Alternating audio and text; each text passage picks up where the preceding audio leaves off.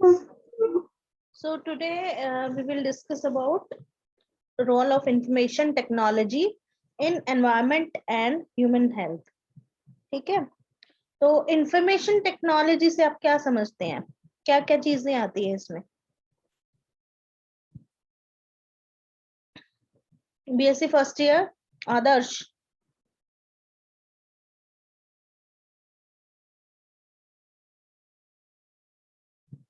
आदर्श yes ma'am. क्या होता है information technology?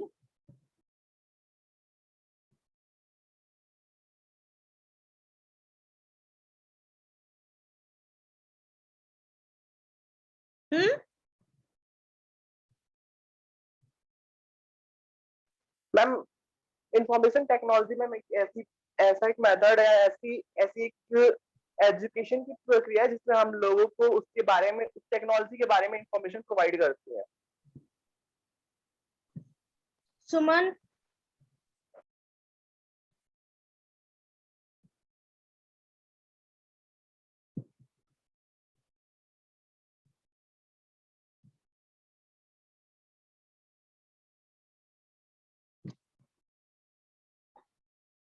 Priya,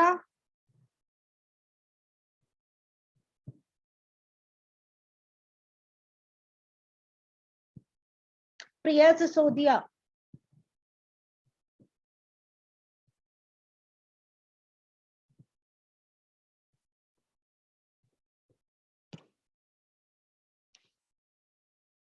are you guys not listening to me?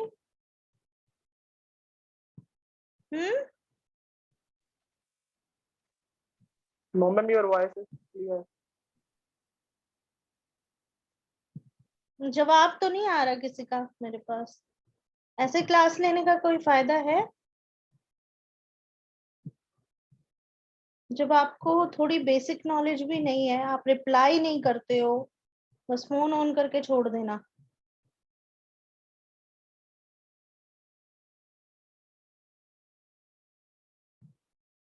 जितने भी ये जो वेदर ब्रॉडकास्टिंग होते हैं, ठीक है, जितनी भी अपडेट्स होती हैं सैटेलाइट के थ्रू, जो भी ये इंफॉर्मेशन टेक्नोलॉजी वो होती है, कम्युनिकेशन जिससे होता है, जिससे आपको कोई इंफॉर्मेशन मिलती है, ठीक है, चाहे वो ज्योग्राफिकल इंफॉर्मेशन हो, चाहे वो कोई पॉलिटिक्स से रिलेटेड इंफॉर्मेशन हो, जो आपका मास मीडिया हो गया, आपका सोशल मीडिया हो गया, ये सारे इंफॉर्मेशन टेक्नोलॉजी का ही हिस्सा है, आपका इंटरनेट हो गया, ठीक है। तो information technology has tremendous potential in the field of environment education and health, as in other field like business, economics, politics, culture। जैसे ये सारी जो जो आपके न्यूज़पेपर आते हैं, इंफॉर्मेशन टेक्नोलॉजी का हिस्सा है। ये आपके जो इंटरनेट पे न्यूज आती हैं, ठीक है, आपका पूरा इंटरनेट, आपका सोशल मीडिया, ये सब कुछ इंफॉर्मेशन टेक्नोलॉजी का हिस्सा है। सो apart from other fields like business, economics, politics, culture, information technology हमें इस बारे में भी information देती है, environment के बारे में, right? तो field of environment education में, health के field में भी information technology का उतना ही importance है, ठीक है। development of internet facilities, geographical information system and information through satellites have generated a wealth of up-to-date information on various aspects of environment and health, right? जो हमारे geographical information system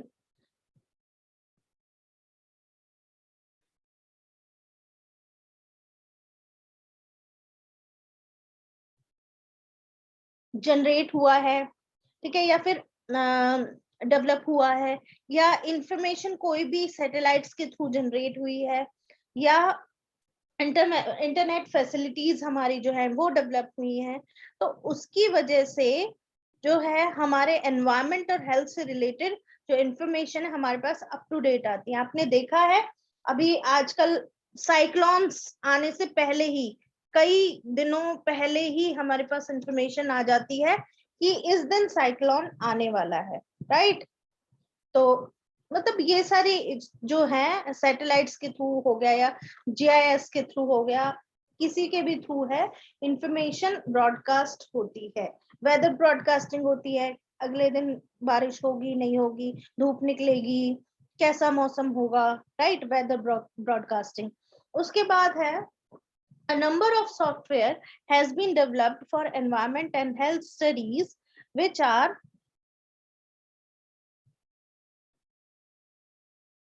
user friendly and can help an early learner know and understand the subject। ठीक है, बहुत सारे ऐसे databases बने हैं जिनकी वजह से हम इजीली उनको समझ सकते हैं, अपने सब्जेक्ट को। एनवायरमेंटल साइंस के जो स्टूडेंट्स होते हैं वो आराम से इसको समझ सकते हैं। Databases, there are certain databases on environment system.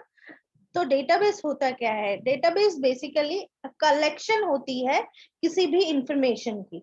So database is the collection of interrelated data on various subjects. Like हम एनवायरमेंटल साइंसेस पढ़ रहे हैं तो उससे रिलेटेड इंफॉर्मेशन होगी। So it is usually in computerised form and can be retrieved whenever required from the computer. The information of a database can be very quickly retrieved. The comprehensive databases includes wildlife databases, conservation databases, forest cover databases, etc. A database is also available for diseases like HIV, AIDS, malaria, fluorosis. आपने देखा है हर चीज का database available होता है आजकल, software available होता है। लाइक कितने हमारे पास HIV के केसेस, अभी आपने देखा है कोविड के केसेस, ठीक है, डेली का डेटाबेस है, डेली का जो है डेटा उसमें आता है, इंफॉर्मेशन उसमें स्टोर की जाती है। लाइक दिस ओनली जो एनवायरमेंट से रिलेटेड डेटाबेस है, लाइक वाइल्ड लाइफ डेटाबेसेस की, हमारी वाइल्ड लाइफ कितनी है, कितने हमारे पास शेर हैं हमारी कंट्री में, कितने हमारे पास पर्टिकुलर स्पीशीज हैं, ठीक है। उसके बाद है कंजर्वेशन डेटाबेस। लाइक हम एनवायरमेंटल कंजर्वेशन के लिए क्या क्या डेटाबेसेस हैं, क्या क्या इंफॉर्मेशन है हमारे पास। फॉरेस्ट कवर, कितना एरिया जो है हमारा फॉरेस्ट कवरेज में आता है। सॉरी। तो इनके लिए सर्टेन जो डिपार्टमेंट्स हैं वो डेटाबेस तैयार करते हैं अपना अपना। तो एक डिपार्टमेंट है नेशनल मैनेजमेंट इंफॉर्मेशन सिस्टम, ये सिस्टम है under department of science and technology. इसने एक डेटाबेस कंपाइल किया किस पे, on research and development projects along with information about research scientist and personal involved. जितनी भी एनवायरमेंट से रिलेटेड जितनी भी रिसर्च और डेवलपमेंट होती है, कौन कौन से प्रोजेक्ट चल रहे हैं, ठीक है, इनका डेटाबेस क्या है, ये डेटाबेस बनाते हैं कि जो एनवायरमेंटल स्टडीज से रिलेटेड जितनी भी रिसर्च और डेवलपमेंट प्रोजेक्ट चल रहे हैं उनकी लिस्ट, साथ में कौन कौन से रिसर्च साइंटिस्ट हैं वो इन्वॉल्व हैं, कौन कौन से पर्सनल हैं वो इन्वॉल्व हैं उसमें, ठीक है। इसका डेटाबेस ये रखती है। कि आपको डेटाबेस के बारे में थोड़ा आइडिया देने के लिए बताया जा रहा है। Then environmental information system, ENVIS. Ministry of environment and forest, government of India has created an information system called environmental information system, ठीक है, एनविस भी इसको बोला जाता है। with its headquarters in Delhi, it functions in 25 different centers all over the country, ठीक है। जो हेडक्वार्टर है वो दिल्ली में है और 25 अदर सेंटर जो हैं all over the country फैले हुए हैं।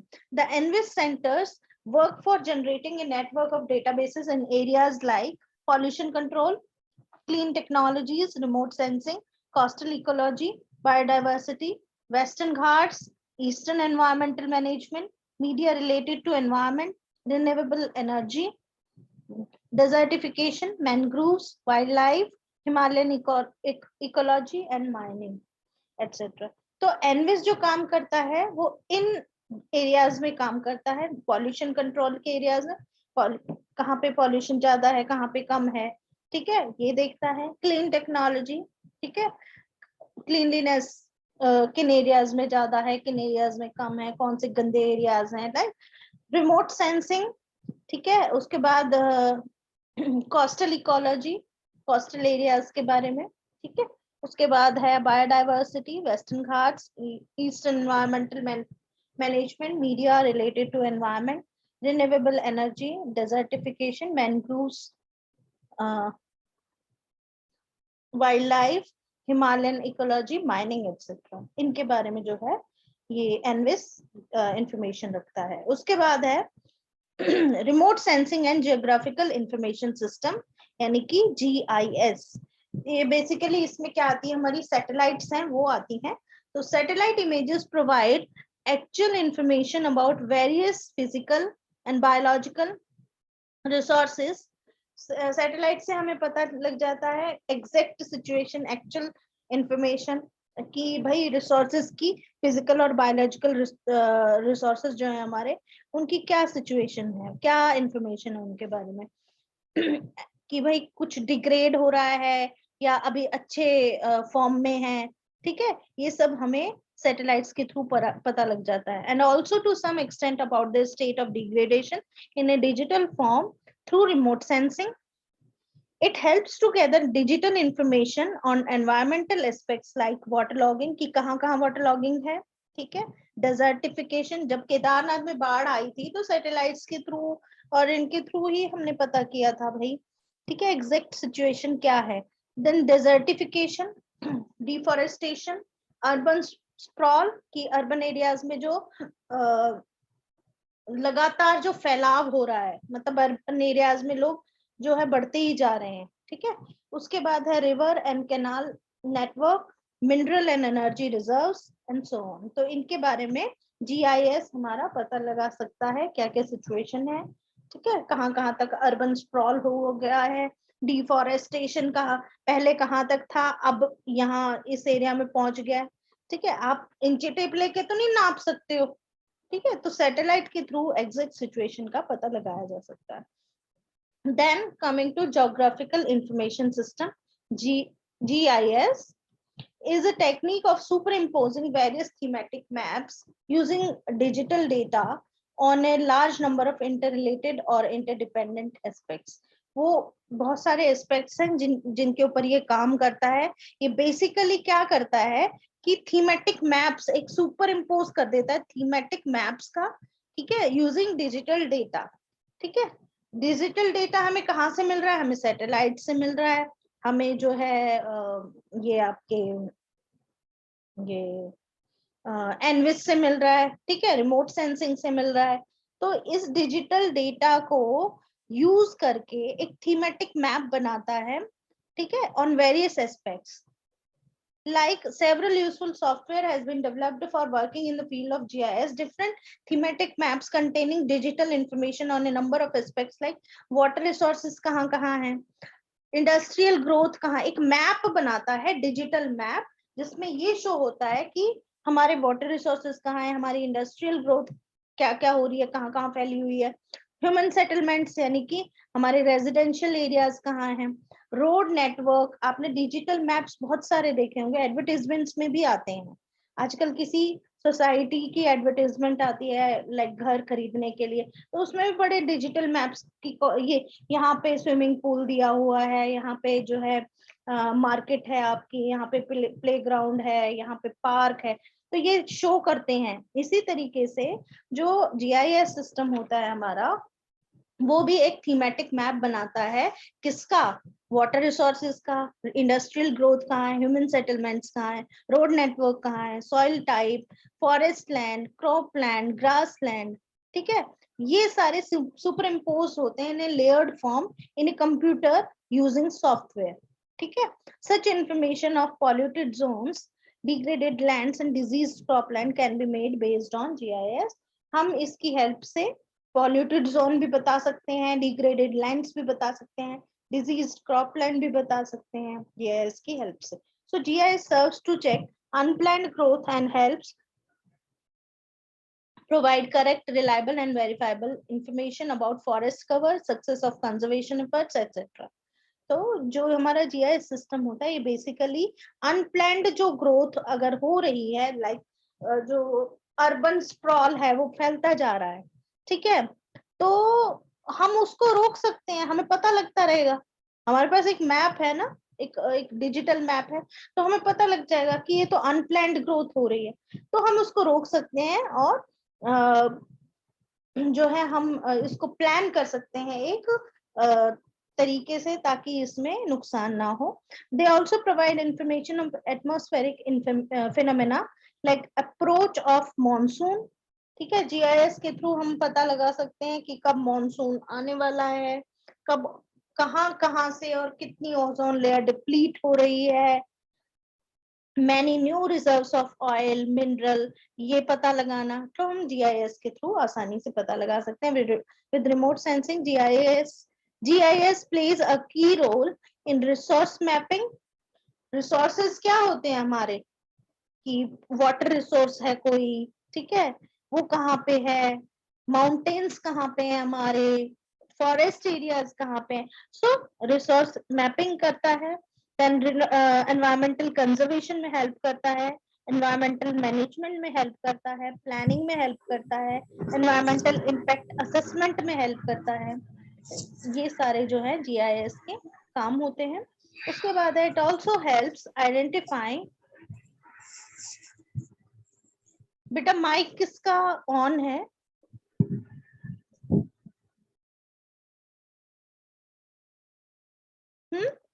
ऑफ कर लीजिए mike. It also helps identify several disease infested areas. अगर कोई पर्टिकुलर एंडेमिक हो रहा है, ठीक है, या कोई पर्टिकुलर डिजीज जो है फैल रहा है किसी एरिया में, तो हम उसका भी पता लगा सकते हैं कि ये जगह है, पर्टिकुलर डिजीज इन्फेस्टेड एरियाज यहाँ पे ज्यादा फैला हुआ है, which are prone to some vector borne diseases like malaria, schistosomiasis, etc. based upon the mapping of such areas। उन areas की mapping करके हम पता लगा सकते हैं इन particular areas में जो है ये particular disease फैल रहे हैं ज्यादा। There are several distribution information centers in our country that are linked with one another and with the central information network having access to international database। ठीक है, बहुत सारे हमारे पास डिस्ट्रीब्यूशन इंफॉर्मेशन सेंटर्स होते हैं जो कि एक दूसरे से लिंक्ड होते हैं, और जो सेंट्रल की इंफॉर्मेशन होती है उसको एक्सेस करते हैं इंटरनेशनल डेटाबेस में। ठीक है, उसके बाद है वर्ल्ड वाइड वेब। वेब आपको पता ही है, आप सारा दिन वेब पे ही लगे रहते हो।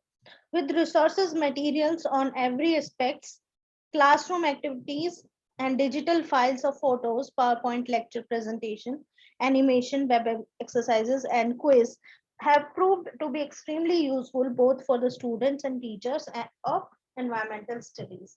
तो ये जो वेब है आपका, इंटरनेट है आपका, ये बहुत इम्पोर्टेंट है, आजकल बहुत यूजफुल भी है both students and teachers of environmental studies, क्योंकि बहुत सारे ऐसे ऑनलाइन लर्निंग सेंटर वेबसाइट्स हैं जो स्टूडेंट फ्रेंडली एक्टिविटीज प्रोवाइड करती हैं as well as teacher friendly features भी प्रोवाइड करती हैं। तो स्टूडेंट फ्रेंडली फीचर्स कैसे क्या क्या होते हैं उसमें, जैसे कि these include practice quiz, how to study tips। आप देखते हो ना बहुत सारी चीजें, कई चीजों के आपके जो है फार्माकोलॉजी में ड्रग्स के नाम याद रखने के लिए टिप्स होती हैं, है ना। उसके बाद है हाइपर लिंक्स दिए होते हैं बहुत सारे टॉपिक्स के with detail information. Then web exercises, case studies, environmental maps, key terms, career information, current articles, interactive encyclopedia, and how to contact the elected officials। ठीक है, ऐसी टीचर फ्रेंडली फीचर्स में ये ऊपर वाले सारे features plus supplement resources charts, additional case studies, answers to web exercises, solutions to critical thinking, questions, editing facilities to add or delete questions and create multiple versions of the same test, etc.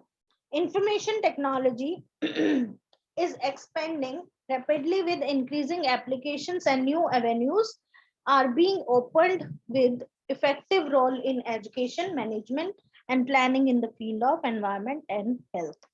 A vast quantum of current data is available in World Wide Web.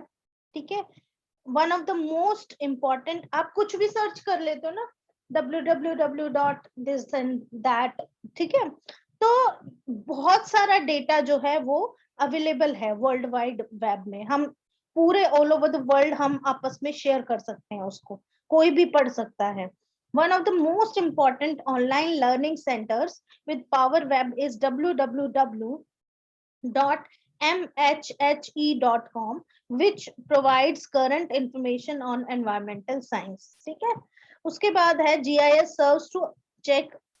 जो हमारा GIS system होता है वो unplanned growth और related environmental problems को रोकता है. ठीक है, सैटेलाइट डेटा हेल्प करता है हमारा करेक्ट, रिलायबल और वेरीफाइबल इंफॉर्मेशन देने में about forest cover, success of conservation efforts, etc. They also provide information of atmospheric phenomena like approach of monsoon, ozone layer depletion, inversion phenomena, smog, etc. ठीक है, तो case study दी हुई है एक. There is a case study given below. So just 3 to 4 sentences है इसमें. So you can read it by yourself. Read it, understand it. If any query, then ask me in next class. Okay? Yes, Do it ma'am. yourself. Yes, ma'am. DIY. ये बोलते हो तुम लोग, है ना?